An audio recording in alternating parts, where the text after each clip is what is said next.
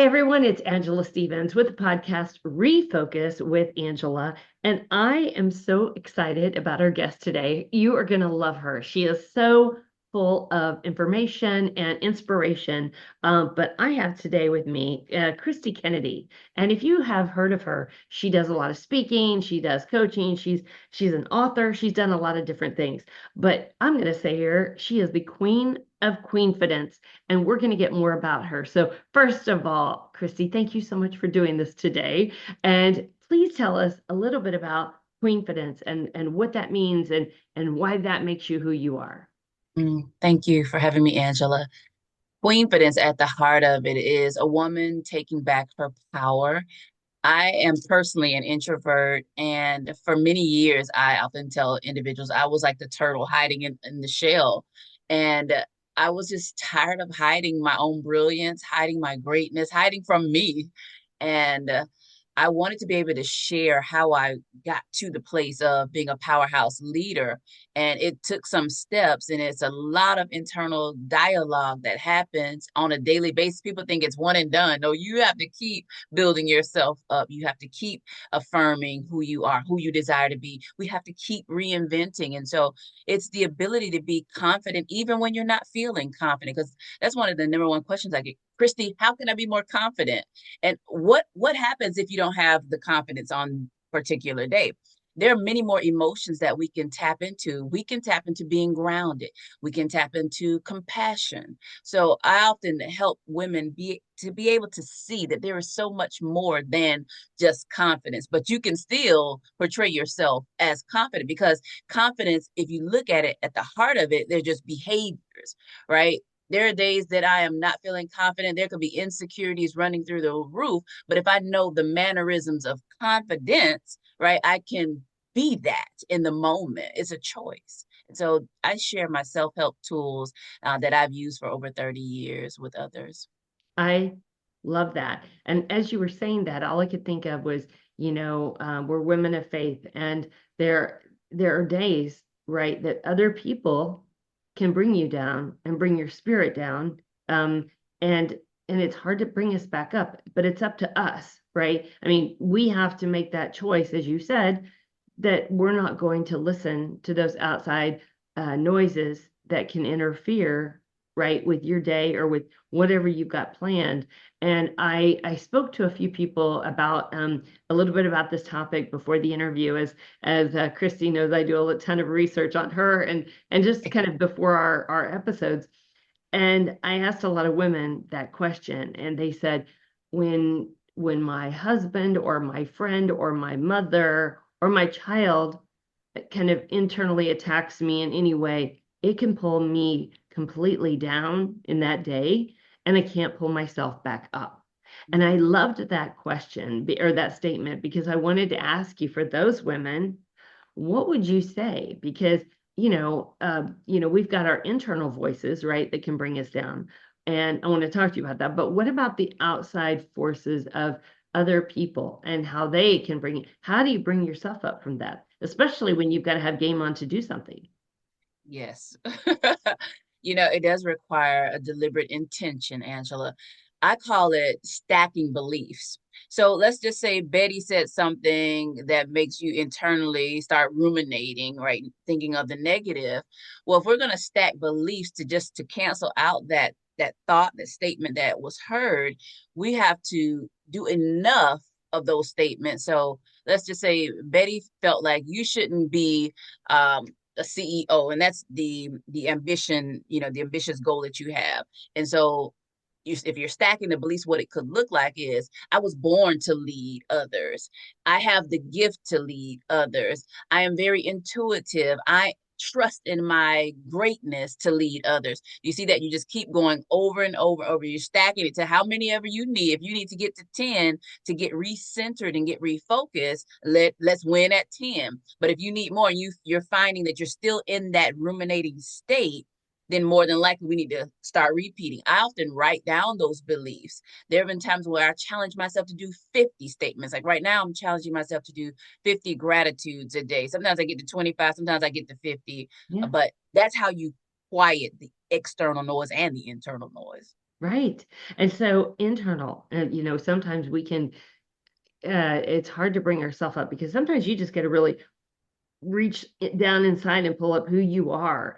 And I always say for me, I'm a actress as well, so I always prepare, right? And so I will say I am a host. I am going to that meeting. I'm going to change someone's life and I'm going to do something for kindness to someone today or things like that. And I will really ruminate that in my mind before I have to go on. So I think that's really good. Writing is really good. And also, I don't know about you, but music can turn my attitude around in a heartbeat. Do those things work for you and for the people that you work with?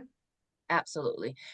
That's a tool. We call it surfing the moment. Surfing the moment, Angela, is when you redirect your thoughts towards something more positive and pleasant in the moment. I'll give you an example. Recently, I just did a keynote in Kansas City, and we were trying to outrun the hurricane. So we were going through some semi-storms, and there was a lot of turbulence. And I get anxious on planes during turbulence. It's so nerve-wracking. You have the calm pilot's voice, but while I was there, I was underneath my shawl and tears just flowed. I knew the anxiety was showing up. I just let the tears flow. But I started focusing on the names of the individuals that would be in the presentation in the audience.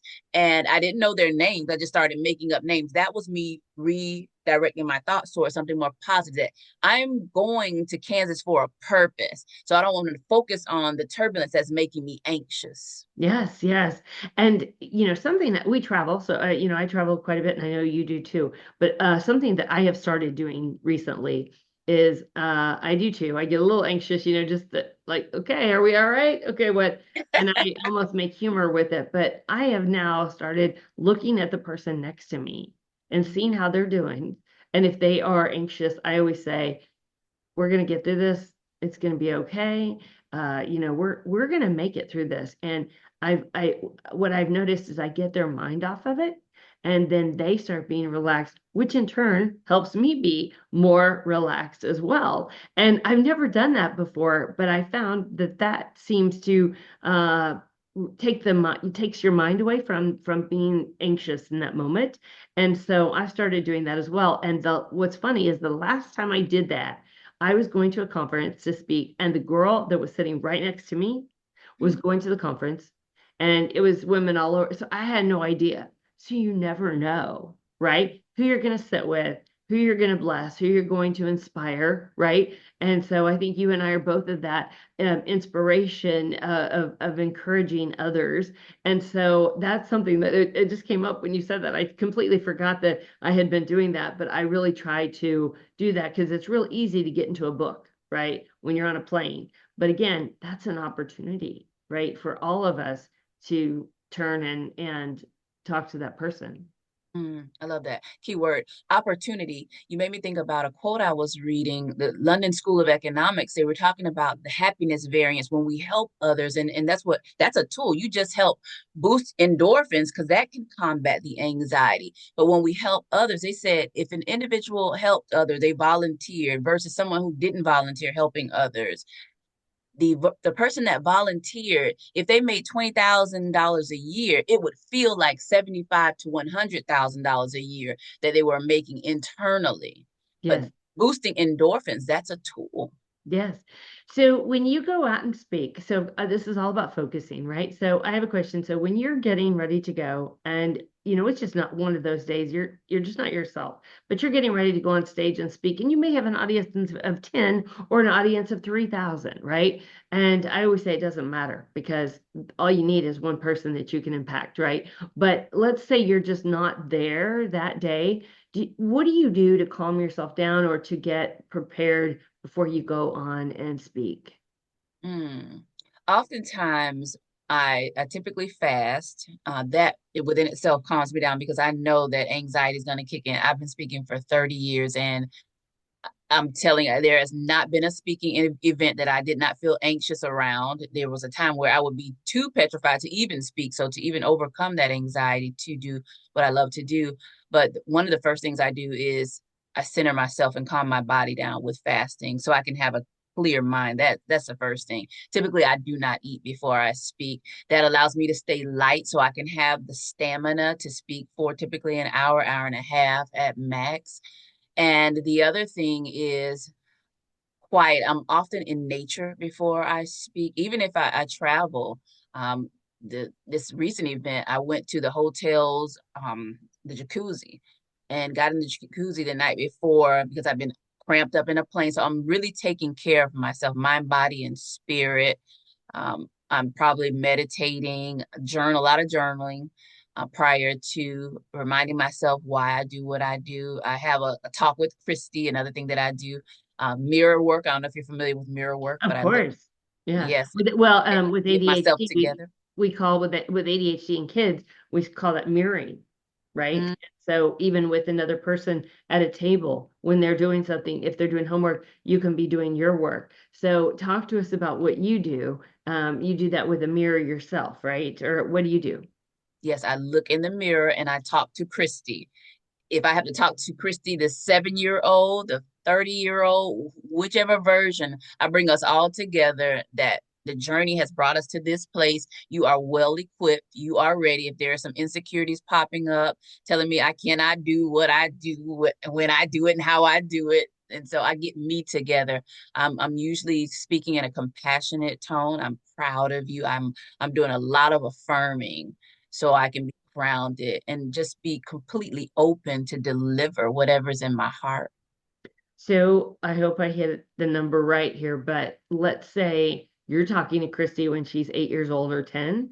Um, Looking back on your life today, what advice would you give to that 8 or 10-year-old Christy?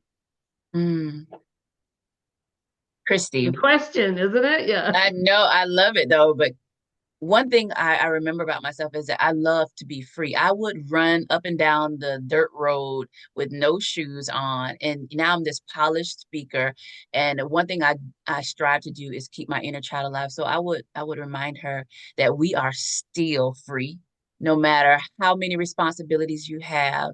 Look how far we've come. And freedom is what keeps us happy. And so I just want you to know, I know you got a lot of flack about being who you were, this creative, uh, outgoing anomaly.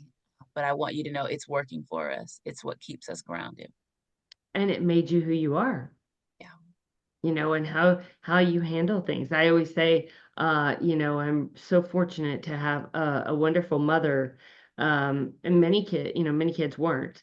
And I always say to my mother, I always say thank you for that because sometimes we forget that we were very fortunate. And with her, she grew up in a family. I think it was children were to be seen and not heard. And Yeah. so it's interesting because if you met her today, she's got more energy and she's more fun than anybody I know my age. Let me tell you, she's 83 and going strong. So it's interesting. So I told Christy before we started this interview, I asked her, it was funny. I said, didn't you win some contest? And she looked at me with this odd look and she goes, no. And I said, well, maybe that was somebody else.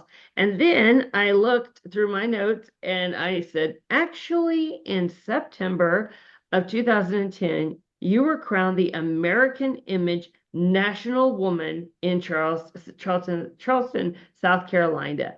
I suffered tremendously for 6 years as the tumors continued to enlarge. I was severely anemic as well. I have experienced the wonderful gift of receiving my health back after surgery in 14 and married the man of my dreams who loves me unconditionally. I love that. But I go back and I say, you were crowned the American Image National Woman. So what was that? Was that just like what kind of contest was that?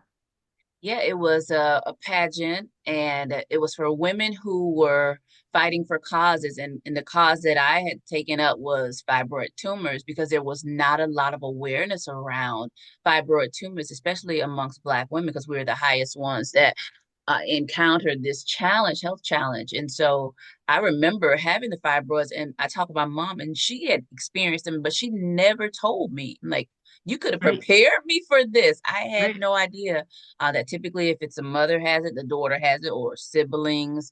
And so I really wanted to create awareness around this topic. Yeah, I love that. I love that. And then I wanted to ask you this on a day-to-day basis, right? So, the beauty of what you do is you don't have that structured environment, right? Where you have to check in at 8 and leave at 5.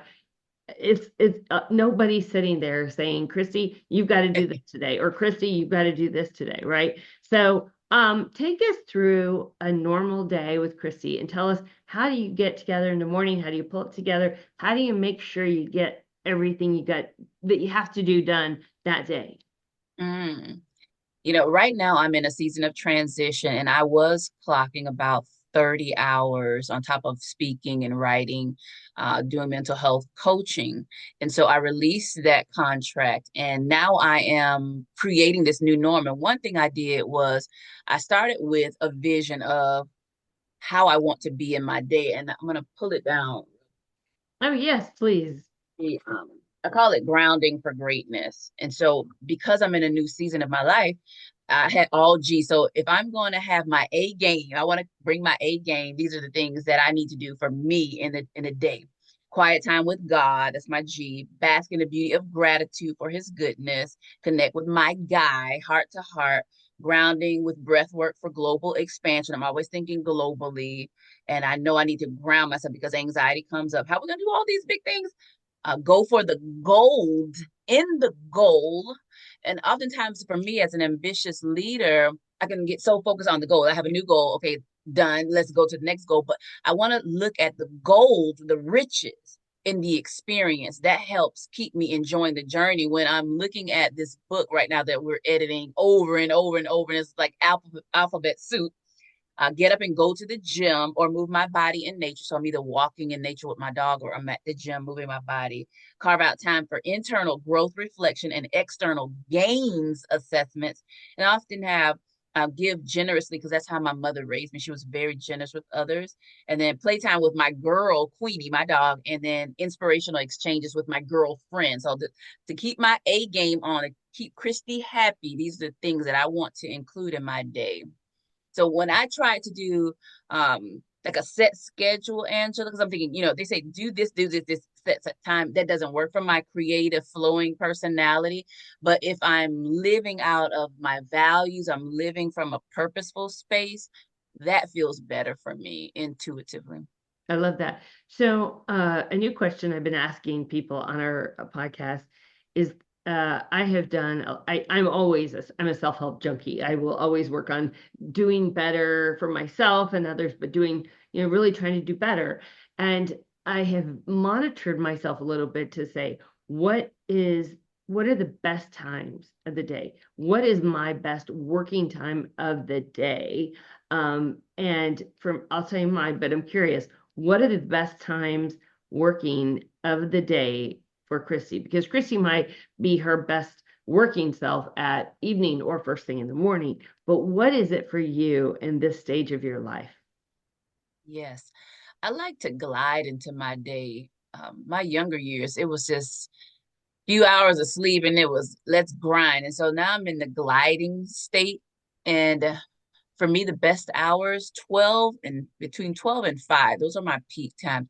Now, if I'm like inspired in the moment, there's some times where I can just start creating at 11 at night. I don't want to do that every day, but there are times when that happens. But for me, in my peak state, it's between 12 and 5 because I've had my time to walk in nature. I've had my time to ground myself. Like when I got ready for today, after an hour of primping, all of a sudden I listened to this worship song and then I cried my makeup off and it's like, but if I were held to these rigid time frames, I would miss that beautiful encounter with God's presence. And so I really like having spaciousness is what I call it, a sea of spaciousness for me because I'm a thinker and I need that openness to capture these beautiful ideas that are just going to come from above and then I give it to the world. I love that. I love that. And as I shared with you, I'm neurogenic thoracic outlet syndrome. So it's nerve pain. And so what's interesting is I had to figure out the best times in my day. And the best times for me were from 9:30 to 2. And so what I did is like, or 10 to 2, really. It's funny, 10 to 2 driving. That just came to mind. But if you think about it, that was my time. And I would stick to it. I would even work through lunch because I knew I got the best work out of that time frame. And so, and then I do evening like you, but I have to shut it down because if not, we can end up working all night long, and then that takes away from our families. And we don't want to do that as well. And whether that family is your little dog, which what's her name? Queenie. Queenie. I love that. So You see, the awesome. queen theme is always going. What kind of dog do you have? She is a mix, Peekapoo, Pekingese poodle mix, black and Love it. white, Oh, love it. That's precious. That's something precious. else too. Whether you've got ADHD or not, because that's what this focus podcast, is kind of back related to with our company, which is the number two refocus.com. If you want to look into that someday, if you're listening, but it's interesting because, animals, I'm allergic. So I made my son suffer. He never got a dog or a cat, but I am so allergic. But for most people, animals are a way of calming you down Yeah. and of bringing you peace, right? Yeah. Because would you agree with that? Absolutely. There's your serotonin. It's a tool. I often go hug Queen. I said, give me my serotonin. It's releasing serotonin, which calms us down. It's the exact opposite of the anxiety, the frustration, whatever mood you're feeling that's counterintuitive in the moment, it's feeling internally conflicting. Yes, yes. So, yeah, so I found that with my son. So we would always go play with other people's animals and my sister's dogs and things like that. So, but anyway, I've got one last question and two and a statement. First of all, I also did my research and I noticed about you is that you have the most impeccable style in fashion. She wears long dresses and she has a presence about her if you've never seen her. So I love that about you. That really wasn't a question. That's more of a statement. And then my second statement is this. In her information that I did my research, she had a statement in here and it said, if not you, then who? If not now, then what? Tell us a little bit about why that statement means something to you. Mm. I was the queen of procrastination before I was the queen of action taking. And I was always counting myself out. It was always somebody else in the front. And I gave myself permission to be great, Angela. And so that quote, I don't know who wrote it, but if not now, then when? Because if I'm waiting for this perfect set of circumstances, I may be waiting for the rest of my life. And then I don't want to look back and say, here is a woman who lived a life that was unfulfilling, right? It was not purposeful, it was not meaningful. Uh, I let all of my inner thoughts get in the way of doing what I really wanted to do, to leave a job, to start a new business, all the things that I've done. It was in the moment. If not now, I wasn't waiting for the sunny day, the rainbows, right, in the pot of gold at the end of it. Mhm. That's not reality. What is reality is I have a choice that I can make if I want to create better. I have a choice that I can make that will serve me and not my fears. Yeah. I love that. I love that. Well, I could sit here and talk to you for hours and hours and hours because I feel like we're like sisters in faith and sisters in inspiration. And I love hanging out with people like that. So, but I do have one last question for you, and it's a question we ask many people on our show. And as I mentioned earlier, music to me is inspired. Actually, I'll give you a little, before I tell you this, I'll give you a little hint. When I was growing up, my mother played the piano, and there was four of us, and we had matching outfits, and we had to sing as a group, me and my brothers and sisters. And we had a trailer, and we went around, and we sang at churches, and we sang at conferences, and whether we did or not, that is what we did. And it was so funny because I learned such an appreciation of music, and I think there was so much built upon my person of who I am through my mother's ability to bring music into our life. So I think music is so important, but more importantly about you, what when you are having one of those days and you've got to go somewhere, maybe you've got to go speak, it's just you're maybe you didn't get enough rest or you're just not focused. How, what is the name of the artist or the genre or the music that you listen to that gives you game on? Hmm. Well, I do honestly listen to a plethora of genres, but one of my girl empowerment go-tos is Mary J. Blige. I'm fine. I like Mary what I J. see when I'm Blige. looking at me and I'm walking past the mirror, and I'm fine. And I even said that this morning, Angela. I'm fine. I said everything is all right. Even if the sun isn't shining, even if it's cold outside, I'm all right. And I love that song because it affirms that I'm fine. I am enough. I am good right where I am, on my way to where I desire to be. Yeah, yeah. What is it? Bloom where you're planted, right? Bloom and planted. and you grow. So anyway, well, it is such a pleasure having you on the show. Thank you so much for doing this. I feel like I've known you all my life, and I thank you so much. If you're interested in talking with Kristie or having her speak, we'll put her notes on the show notes for this. But again, thank you so much. We are so blessed to have you on our show. Thank you. Thank you.